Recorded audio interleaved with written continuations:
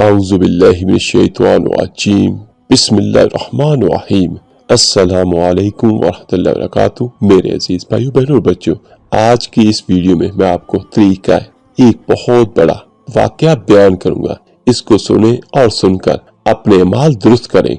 अल्लाह पाक से दुआ है, अल्लाह पाक हमें वो अमाल करने की तौफीक अता फरमाए जिससे अल्लाह पाक राजी हो और अल्लाह पाक अपनी रहमतें हम पर निछावर करे। मेरे अजीज भाइयों, हजरत लूत अलैहिस्सलाम की बेटी रोजाना पानी लेने के लिए शहर के किनारे वाक़या दरिया पर जाया करती थी। एक दिन वो देखती है कि वहां पर कुछ अजनबी मर्द नमूदार होते हैं जो दर हकीकत इंसानी शक्ल में भेजे गए फरिश्ते थे। उनमें से एक ने पूछा, ऐ लड़की, क्या यहाँ कोई ठहरने की जगह है?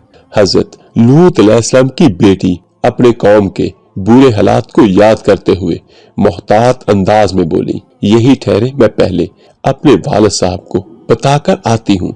ये कहकर वो जल्दी से अपने वालिद हजरत लूत अलैहिस्सलाम के पास गई और उन्हें सारा माजरा कह सुनाया। हजरत लूत अलैहिस्सलाम फौरन से पहले मेहमानों की तरफ रवाना हुए। जब वो इन लोगों के करीब पहुंचे जो दर हकीकत फरिश्ते थे और इंसानी शक्ल में बड़े खूबसूरत लड़के थे, तो उनके दिल में बेचैनी पैदा हुई उन्हें देखकर और कहने लगे, आज का दिन बहुत मुश्किल मालूम होता है। और उन्होंने पूछा, तुम लोग कहां से आए हो और तुम्हारा मकसद क्या है? लेकिन वो फरिश्ते खामोश रहे और कोई जवाब न दिया।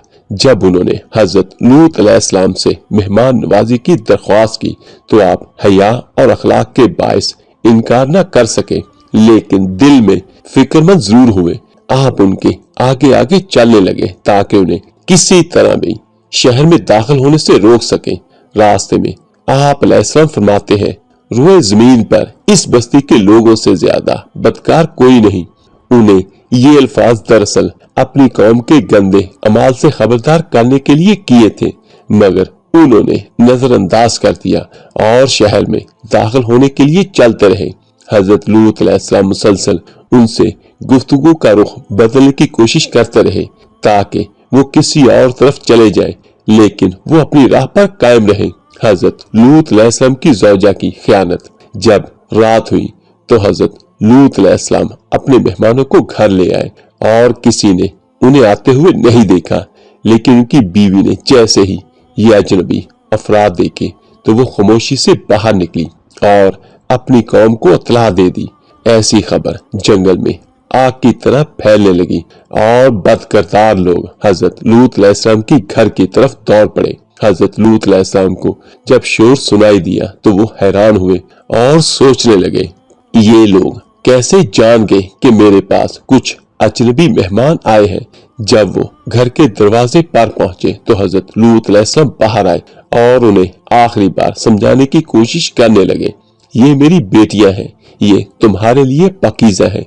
यानी इसका मतलब क्या था कि अपनी बीवियों के पास जाया करो, अल्लाह से डरो और मेरे मेहमानों को शर्मिंदा ना करो। मेरे अजीज भाइयों, हजरत लूत अलैहिस्सलाम की कौम बदफेली की मर्तकब होती थी, यानी वो औरतों से सोहबत नहीं करते थे और मर्द मर्दों से सोहबत करते थे। अल्लाह पाक हम सबको इस बुरी हरकत से महफूज रखे। मेरे अजीज भाइयों, जब हजरत लूत अलैहिस्सलाम उन्हें समझाने लगे और उन्हें इस बुरी चीज से डराने लगे ताकि वो इस बदकिरदारी से बाज आ जाए, लेकिन उनकी बदबख्त कौम ने कोई नसीहत भी कबूल नहीं की और आखिर में हजरत लूत अलैहिस्सलाम कहने लगे और उन्हें याद दिलाने लगे कि अल्लाह सब कुछ देखता और सुनता है और उनसे गैर फितरी अमल से बाज आने की दरख्वास्त करने लगे। फिर फरमाया, क्या तुम में से कोई एक भी अक्लमंद इंसान नहीं? लेकिन उन बदबख्तों के दिल पत्थर के हो चुके थे और वो बदबख्त अपनी गुमराही पर डटे रहे और शोर मचाने लगे और उनसे मेहमानों का मुतालबा करने लगे।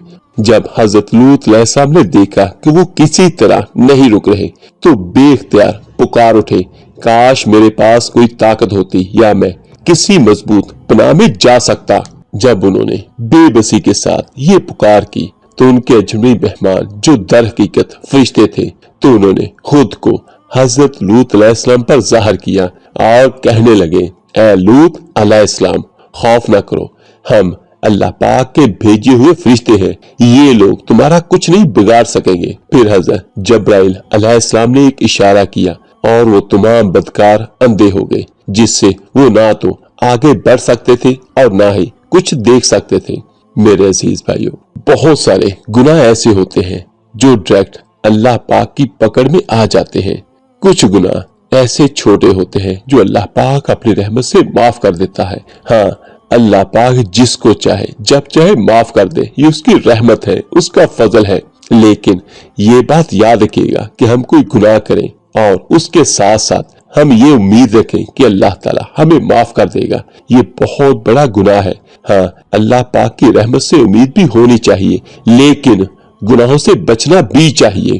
تو اسی دوران میں حضرت لوط علیہ السلام سے فرشتوں نے درخواست کی کہ وہ اپنے گھر والوں کو لے کر رات کے وقت بستی سے نکل جائے اور کوئی بھی پیچھے مڑ کر نہ دیکھے۔ ساتھ ہی انہیں بتا دیا کہ ان کی بیوی بھی عذاب میں مبتلا ہونے والوں میں شامل ہوگی، کیونکہ اللہ پاک تو سب کچھ جاننے والا ہے کہ ان کی بیوی نے بستی والوں کو خبر دی اور ان کی بیوی اپنے شوہر یعنی حضرت لوط علیہ السلام کے ساتھ مخلص نہ تھی۔ میرے عزیز بھائیو، جب حضرت لوط علیہ السلام اپنی بیٹیوں کے ساتھ اور اپنی بیوی کے ساتھ روانہ ہوئے اور جیسے ہی صبح قریب آئی، اللہ پاک کا عذاب نازل ہوا۔ حضرت جبرائیل علیہ السلام نے اپنے پروں سے پوری کی پوری بستی کو جڑ سے اکھاڑ لیا اور انہیں آسمان کی بلندیوں تک لے گئے اور آسمان سے واپس الٹا کر کے زمین پر پھینک دیا۔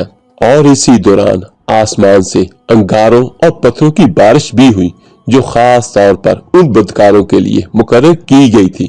بلکہ ایک جگہ پر ہمیں تاریخ میں یہ بھی ملتا ہے کہ جس بدکار کو جو پتھر لگنا تھا اس پر اس کا نام بھی لکھا ہوا تھا۔ میرے عزیز بھائیوں، جب یہ عذاب نازل ہو رہا تھا اور حضرت لوط علیہ السلام اپنی بیوی اور بیٹیوں کے ساتھ جا رہے تھے، تو ان کی بیوی نے پیچھے مڑ کر دیکھ لیا اور فوراً ہی عذاب کی لپٹ میں آ کر ختم ہو گئی۔ اللہ پاک نے پوری بستی کو نیست و نابود کر دیا اور وہاں پانی کا ایک زہریلا ذخیرہ، جسے ہم آج کے دور میں ڈیڈ سی کے نام سے جانتے ہیں، پیدا ہو گیا، یا جسے ہم آج بحیرہ مردار کے نام سے جانتے ہیں۔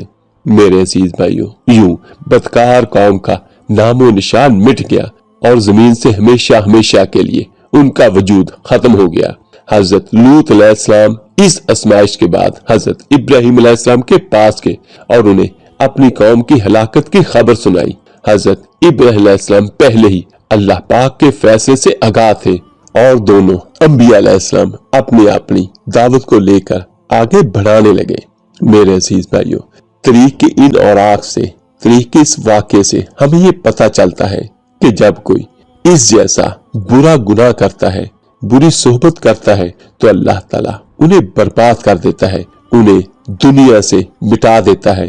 اور یاد رکھیے گا کہ ایسے گناہ کی سزا صرف دنیا ہی میں نہیں ملتی، آخرت کے دن بھی ملے گی۔ تو آخر میں دعا ہے، اللہ پاک ہم سب کو صحیح معنوں میں دین اسلام پر چلنے والا بنا دے اور ہم سب کو ہر قسم کے گناہ سے محفوظ رکھنے کی توفیق بھی عطا فرمائے۔ آمین ثم آمین۔ اللہ پاک آپ سب کا حامی و ناصر ہو۔ اللہ حافظ۔